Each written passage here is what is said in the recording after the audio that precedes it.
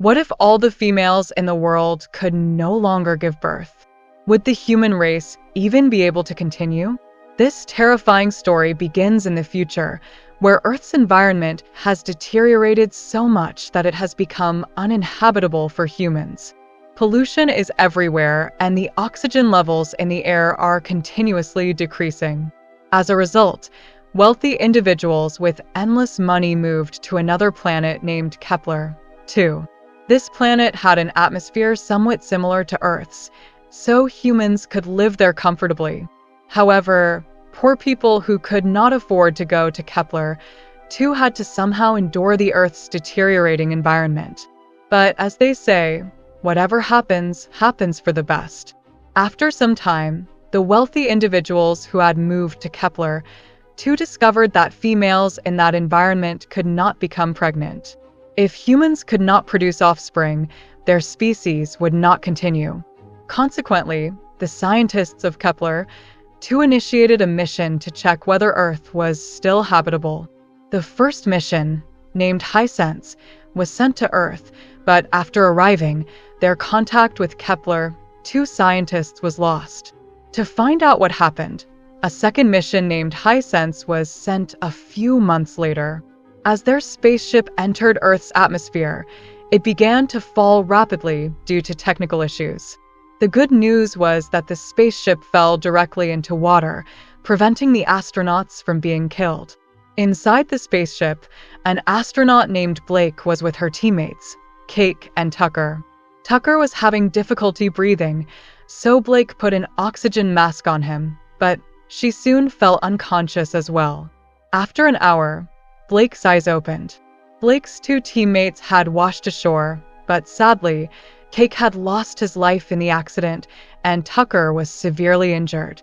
Blake then took Tucker to a safe place and went in search of help. However, Blake had realized that Earth no longer had any radiation, meaning Earth had become habitable for humans once again. Tucker then sent Blake a radio message suggesting that she should check her fertility. Perhaps the females who could not be fertile on Kepler, 2 could be fertile in Earth's environment. Blake immediately took out her biomedical kit and began checking her fertility.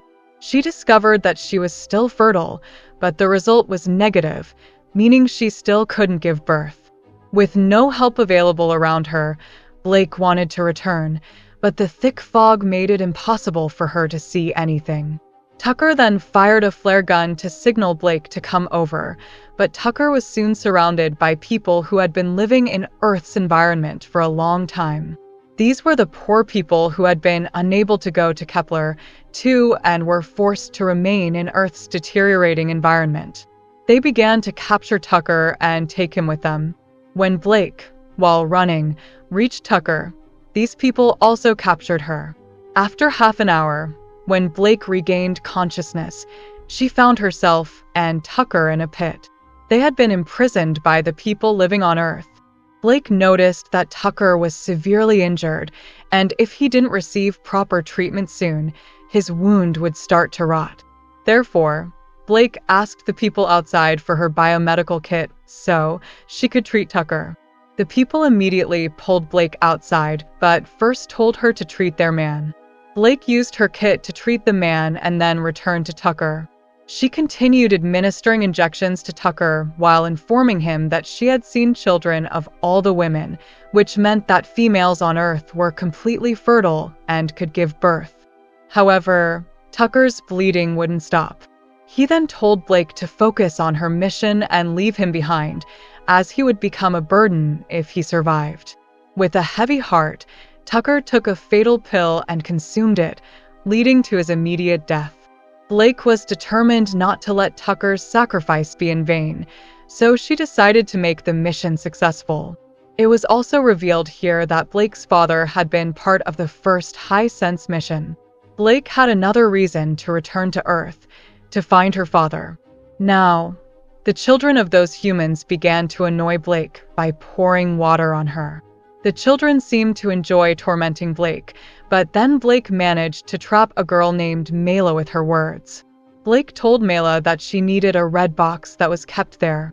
The red box contained all the transmission devices, allowing Blake to send signals to her planet. Mela agreed to get the red box for Blake. Blake decided to wait there while Mela went to retrieve the box. She had never seen so many small children before and was experiencing a strong feeling of motherhood, as no woman had ever become a mother on her planet. But soon, loud noises started coming from outside. When Blake looked out through the cave to check, she saw chaos everywhere. A group of people was violently attacking and capturing everyone. They were probably bandits from the planet, kidnapping the villagers. Taking advantage of the situation, Blake exited the cave and began searching for the red box, but it was nowhere to be found. Many people had suddenly disappeared, and Blake was confused about what had happened. Then, the leader of the settlement, who had been hiding, emerged and began searching for Mela. It turned out that Mela was the leader's daughter, and the leader suspected that the bandits had kidnapped her daughter as well. Blake tried to talk to the leader, but she took a flare gun and set out to rescue her daughter. Blake followed her. When they reached the riverbank, they saw the bandits kidnapping all the villagers. The leader couldn't leave her daughter Mela behind, so she angrily aimed a flare gun at the bandits. However, Blake informed the leader that a flare gun would not cause much harm to the bandits, but would reveal their location. Despite Blake's warning, the leader was determined to act. And then, they would also be captured. Reluctantly, Blake knocked out the leader to avoid being captured. Showing some cleverness, Blake fired the flare gun in another direction to distract the bandits. Taking advantage of this opportunity, she sneaked into the large ship where everyone was being held captive. Blake continued searching for the red box, but soon the bandits started returning to their ship. To save herself, Blake quickly moved to the area where the captives were held, blending in among them. The bandits, with their large ships, moved forward through the waterway. After several hours, they stopped at a deserted location. An officer named Paul lined up all the prisoners and started checking them carefully. When Paul's eyes fell on Blake, he was shocked by the locket she was wearing around her neck. Paul discovered some crucial information that was very important. He took Blake to his captain, named Gyps, who was somewhat shocked upon seeing Blake. Gyps informed Blake that he had come here with her father on the first Kepler mission when she was very young, but now she had grown up to be quite strong and healthy. Gyps explained that when he and Blake's father arrived here on the first mission, their spacecraft had malfunctioned, preventing them from returning. Gyps then shared information about their technology and their vision of restoring Earth to its former state so that human civilization could thrive again. After hearing all this, Blake asked Gyps whether her father was still alive. Gyps sadly informed her that her father had passed away. When their team landed on Earth, Blake's father was very happy to meet the local people. However, when he expressed his desire to return to their planet, the indigenous people on Earth did not like it, leading them to destroy the spacecraft and kill Blake's father. Gyps then sent Blake to rest. After such a long time, Blake took a bath and enjoyed some relaxation. But then Blake discovers that her fertility has become positive, meaning that while living in Earth's environment, she is now able to become a mother.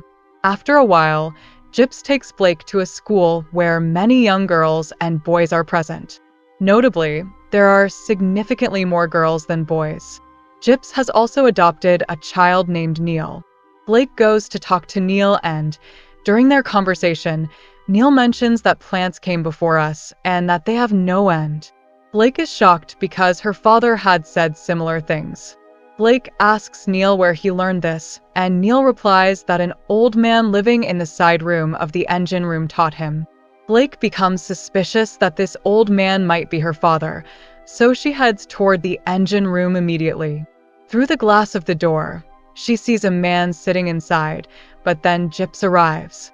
Blake asks Gyps to confirm whether her father is alive or not. Gyps admits that he lied and that her father is indeed alive. Blake does not trust Gyps and opens the door to meet her father. It turns out to be her father, and she is overjoyed to see him after all these years. She asks him why he never returned. Blake's father then reveals the truth.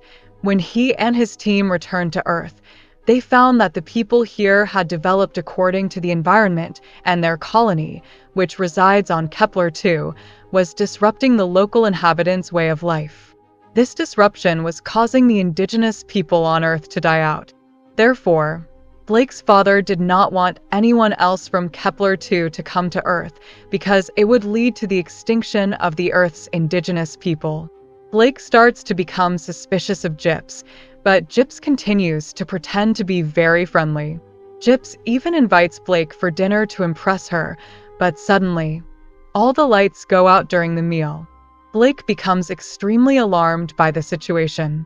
Gyps was telling his wife and son to go hide in a safe place, but Blake was not going to leave so easily. She heads to the engine room to check what happened to the lights. Just then, Blake is captured by the leader of the indigenous people. It turns out that the lights were turned off by the indigenous people themselves. The leader had come here to find her daughter. She takes Blake to the place where all the children are kept. However, as soon as the leader searches for her daughter, Gyps' men arrive and capture both of them. The indigenous leader is taken prisoner. Blake asks Gyps what he wants now. It is at this point that Blake discovers Gyps' dark reality. Gyps wasn't educating so many girls just out of kindness. He was investing in them. There are no women on Kepler-2, so when he calls all the people from Kepler-2 back to Earth, it could take many years for them to arrive. By the time they get here, these girls will have matured and be ready for reproduction, which will increase the population and reestablish human civilization on Earth. Blake becomes very angry with Gyps because he is effectively ruining the lives of so many girls. Additionally, Gyps has now obtained Blake's transmitting device, which allows him to send messages to Kepler-2. Gyps plans to send a message from the weather station in the middle of the ocean soon. Blake returns to her room, but then she sees Maya, the leader's daughter, hiding in a corner. Paul had come searching for Maya and was attacking Blake. However, Blake and Maya's mother managed to defeat Paul, allowing the leader to reunite with her daughter after such a long time. But everything is still not okay. Blake goes to her father and tells him everything about Gyps' plans, revealing how Gyps wants to send a message to Kepler-2 to call them here. Blake's father says that they must stop Gyps from doing this at any cost, as the arrival of people from Kepler-2 to Earth would completely obliterate the indigenous people. Therefore, Blake immediately heads towards the weather station by water, where Gyps is about to send the message to Kepler-2. Blake is trying her best to stop Gyps from sending the message. At that moment, Neil's mother informs Blake that Neil is actually her father's son. In a fit of rage, Gyps shoots Neil's mother and throws her down. Gyps then starts the process of sending the message to Kepler-2. Blake dives into the water to confront Gyps, who is now trying to kill him. Despite many minutes passing, Blake doesn't let go of Gyps, and eventually, Gyps dies. Blake, too, is left with very little strength and begins to sink in the water. However, at the right moment, the leader of the indigenous people comes into the water and rescues Blake, saving her life. All the indigenous people together eliminate Gyps' entire team, which means the indigenous people are now completely free. Blake then goes to Neil, knowing that he is her real brother. Moreover, Gyps had already transferred the message to Kepler-2, meaning that humans will return to Earth in exactly 10 years. Therefore, Blake and all the indigenous people will need to advance significantly in technology. Blake makes a vow to move forward with this commitment, and thus our story ends here.